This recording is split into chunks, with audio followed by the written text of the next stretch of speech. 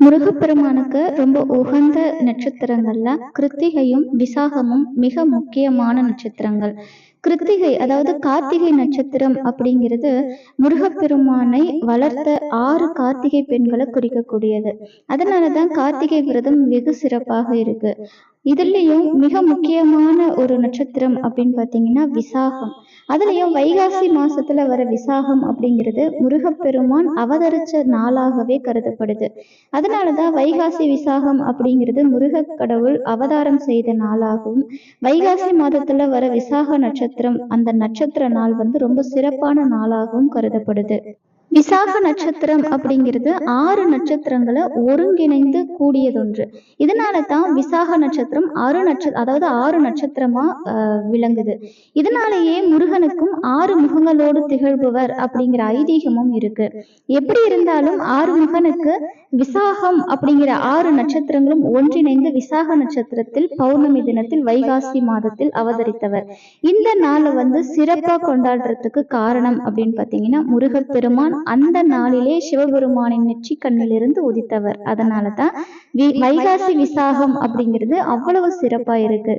சிவபெருமானுடைய நெற்றிக்கண்ணில் இருந்து தோன்றி 6 தாமரை மலர்கள்ல தவழ்ந்த 6 குழந்தைகளை வளர்த்தெடுத்த கார்த்திகை பெண்களை சிறப்பிக்கும் விதமாக சிவபெருமான் அளித்த வரத்தால கிருத்திகை நட்சத்திரம் முருகனுக்குரிய விரத நாளானது.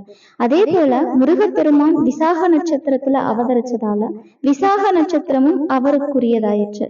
அது மட்டும் இல்ல, விசாக நட்சத்திரம் ஞானத்திற்கு உரிய நட்சத்திரம். அதனாலேயே விசாக நட்சத்திரத்தில் தோன்றிய முருகப்பெருமான் குழந்தை பருவத்திலேயே தந்தைக்கே வேதத்தின் பொருள் உரைத்தவன் அப்படிங்கிற ஒரு பெயர், அதாவது தந்தைக்கே மந்திரத்தை உபசரித்த ஒரு அற்புத குழந்தை முருகப்பெருமான்.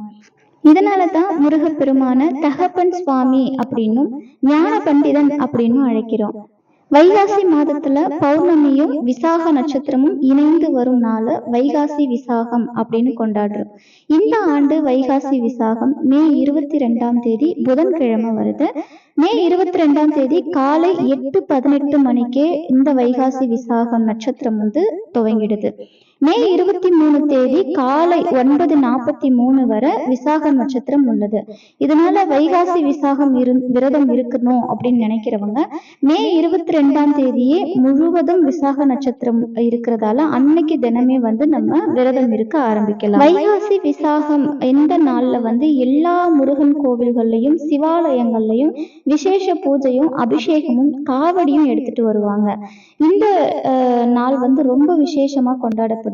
அது மட்டும் இல்லாம இந்த நாள்ல பக்தர்கள் தன்னுடைய வீட்டிலேயே விரதம் இருந்து கந்த சஷ்டி பங்குனி உத்திரம் விரதம் இருக்கிறாங்க இல்லையா, அதே போல விரதம் இருந்து முருகப்பெருமானுக்கு படையலிட்டு வழிபாடும் செய்வாங்க.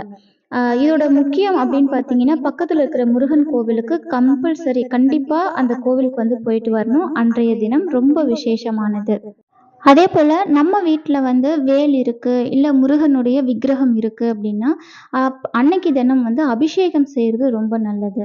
கோவிலுக்கும் கூட நம்ம அபிஷேக பொருள் வாங்கி கொடுக்கலாம். பால், தயிர், அதுக்கப்புறம் பஞ்சாமிர்தம், தேன், இது மாதிரி பொருள் நம்மளால் என்ன முடியுமோ அந்த பொருளை கோவிலுக்கு வாங்கி கொடுக்கறது ரொம்ப விசேஷம். குறிப்பாக குழந்தை பாக்கியம் இல்லாதவர்கள், குழந்தை பேரு வேண்டி விரதம் இருக்கணும் அப்படின்னு நினைக்கிறவங்க இந்த வைகாசி விசாகத்தன்னைக்கு முருகப்பெருமான நினைச்சு வழிபாடு செஞ்சா நிச்சயம் குழந்தை பேரு உண்டாகும். நம்பிக்கையோட விரதம் இருங்க. முருகப்பெருமான் கண்டிப்பா குழந்தை பாக்கியம் அருளும் ஒரு அற்புத தெய்வம்.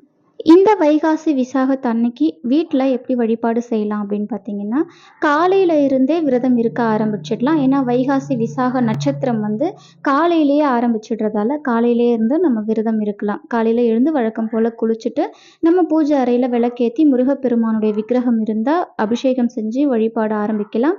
இல்லை உருவப்படம் மட்டும்தான் இருக்குன்னா அந்த படத்தை எடுத்து நல்லா சுத்தம் பண்ணி சந்தனம் குங்குமம் இட்டு அன்னைக்கு தினம் விளக்கேற்றி ஏதாவது ஒரு நிவேதனம் வச்சு அன்றைய விரத நாளை காலையிலேயே ஆரம்பிச்சிடலாம். அதுக்கப்புறம் மாலை 6 மணிக்கு பிறகு விளக்கேற்றி மறுபடியும் முருகப்பெருமானுக்கு விளக்கேற்றி முருகப்பெருமானுக்கு விருப்பமான கந்தர் அப்பம் அப்படின்னு சொல்லுவாங்க, அதாவது இனிப்பு அப்பம், அந்த அப்பத்தை நைவேத்தியமாக படைக்கலாம். முடியாதவங்க தேன், தெனமாவு இந்த மாதிரி அப்படி இல்லை அப்படின்னா தேன் கலந்த பால், இதெல்லாம் முருகப்பெருமானுக்கு ரொம்ப இஷ்டமான நிவேதனம். இதையெல்லாம் வச்சு கூட கூட நம்ம வழிபாடு செய்யலாம். இப்படி இல்ல படையல் போடுறோம் அப்படின்னாலும் மிகவும் விசேஷம்தான். பால் பாயாசம், கற்கண்டு சாதம், அதுக்கப்புறம் சர்க்கரை பொங்கல் இது மாதிரியும் நம்ம வந்து நிவேதனமா வச்சு அந்த வழிபாட்டை வந்து வைகாசி விசாகத்தன்னைக்கு விரதம் இருந்து முருகப்பெருமான வழிபாடு செஞ்சா தொல்லை தரும் பிரச்சனைகள் விலகிவிடும். முற்பிறவில செஞ்ச பாவங்கள் நீங்கும் அப்படிங்கிறது ஐதீகம். எந்த பிரச்சனையாக இருந்தாலும் கந்த பெருமானை இந்த நாளிலே மனமுருகி வழிபட்டா அனைத்து விதமான நன்மைகளும் நம்மை வந்து சேரும். அதனால வைகாசி விசாகம் அன்று விசாகனுக்கு முருகப்பெருமானுக்கு விரதம் இருந்து வழிபாடு செய்யுங்க. உங்களுடைய பிரச்சனைகள் எல்லாம் தீரும். எந்த குறையா இருந்தாலும் கந்தனிடம் சொல்லுங்கள். கந்தன் நிச்சயம் செவிமடுப்பான். இந்த வைகாசி விசாகத்தன்று முருகப்பெருமானை வழிபாடு செய்து அனைத்து நலன்களையும் பெறலாம். நன்றி, வணக்கம்.